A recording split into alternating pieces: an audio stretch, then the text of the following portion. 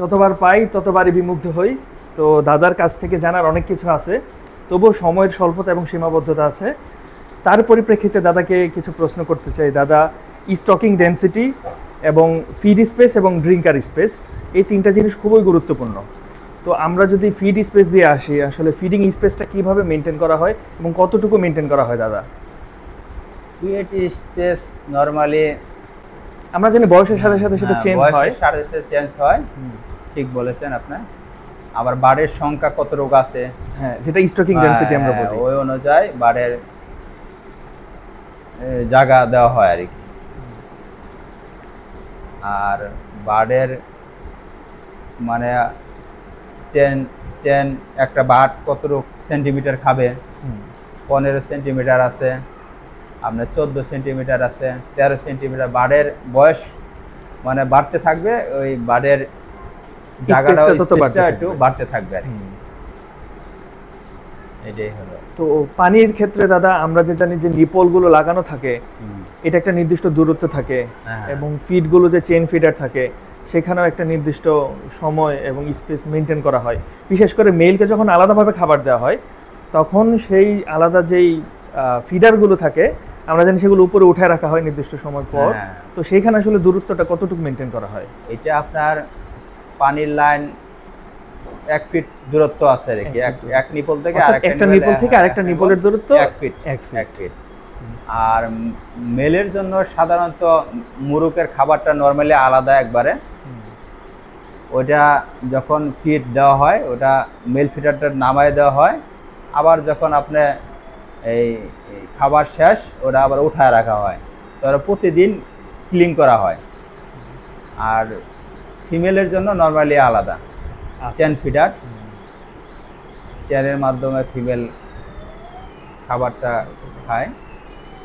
আর chain clean আপনার সপ্তাহে 2 দিন করতে পারেন আর কি, করলে ভালো আর কি। বার্ডের একুলায় লোড কম থাকবে।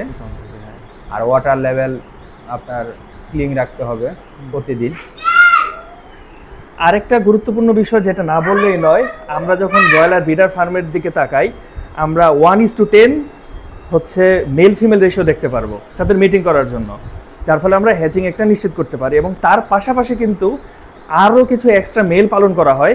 দেখা গেল ইউনিফর্মিটির ক্ষেত্রে যখন ফিমেল অনেক বেশি ডিফেক্ট থাকতে পারে, ডিজিজ থাকতে পারে, আন্ডারওয়েট হতে পারে, তো তখন যাতে সেই মেটিংটা ঠিকমতো হয় এবং ডিমটা আমরা নিয়মিত পাই, সেই জিনিসটা মেনটেন করার জন্য কিন্তু এক্সট্রা হচ্ছে মেল কিছু পালন করা হয়। তো ওইটা প্রত্যেকটা ফার্মে কয়টা করে থাকে দাদা? ওইটা এক্সট্রা ধরেন আপনার যখন ফিমেলের সাথে মেল মিক্স করা হয়, সাধারণত প্রথম আপনি 5% করলেন, পরে আপনার আবার 2% দিলেন, এইভাবে আপনার 10%-এর হাইস্ট যায়, এর বেশি না আর কি, হয়তো 9%, 9.5%-এর মধ্যে রাখা হয়।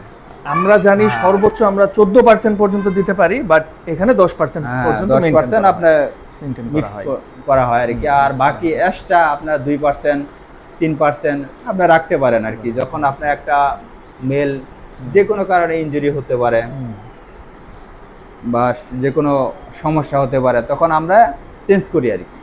প্যান থেকে নিয়ে ওই এক্সট্রা প্যান থেকে চেঞ্জ করি।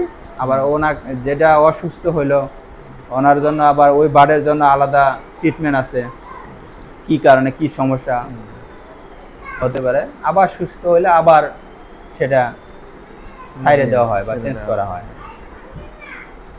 তো দাদা আমরা জানি মর্টালিটি হচ্ছে সর্বোচ্চ 5% পর্যন্ত গ্রহণযোগ্য। তো সবচেয়ে মজার ব্যাপার হচ্ছে এখানে আমরা দেখছি যে স্ট্যান্ডার্ডের চেয়েও মর্টালিটি অনেক কম, 3% বা 2% বা 4%-এর মতো। তো এই ক্ষেত্রে আপনাদের সাফল্য আসলে কিভাবে আপনারা এটা সফল করলেন?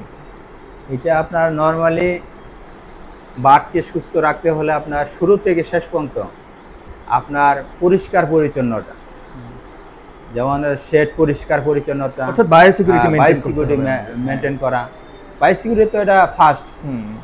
তারপরে আপনার ইনসাইডের ভিতরে আপনার পরিষ্কার পরিচ্ছন্নতা, ওয়াটার লাইন, ফিড টাপ লাইন, ফ্যান পরিষ্কার, শেড ক্লিন, মানে সব কিছু আপনাকে সবসময় ক্লিন রাখতে হবে। ক্লিন রাখলে কি হয়, বারটা আবার বাতাসে ফ্লো, টেম্পারেচার সব মিলিয়ে যখন আপনার ভালো থাকবে, তখন আপনার বাট একটা ভালো প্রোডাকশন দিবে, ভালো থাকবে, আপনার মর্টালিটি ডিপ্লেশন কম থাকবে, কালিং ডিপ্লেশন কম হবে। ওই চিন্তা করে আমরা শুরু থেকে ভালো করার চেষ্টা করছি। সৃষ্টিকর্তা আশীর্বাদে দোয়ায় ভালো আছে আর কি। অর্থাৎ সহজে যদি আমি এক লাইনে শেষ করি তাহলে একেবারে বায়ো সিকিউরিটি থেকে শুরু করে temperature, humidity, ventilation, lighting intensity, air flow থেকে শুরু করে সামগ্রিক ম্যানেজমেন্ট যদি আমরা ঠিক করতে পারি, আমরা আশা করতেই পারি সর্বোচ্চ প্রোডাকশন এবং সর্বনিম্ন মর্টালিটির মাধ্যমে আমরা ফার্মের একটা ভালো প্রোডাকশন দিয়ে দেশ এবং জাতি গঠনে পোল্ট্রি শিল্পের যেই চাহিদা বা যে আহ্বান সেটা পূরণ করতে সক্ষম হব।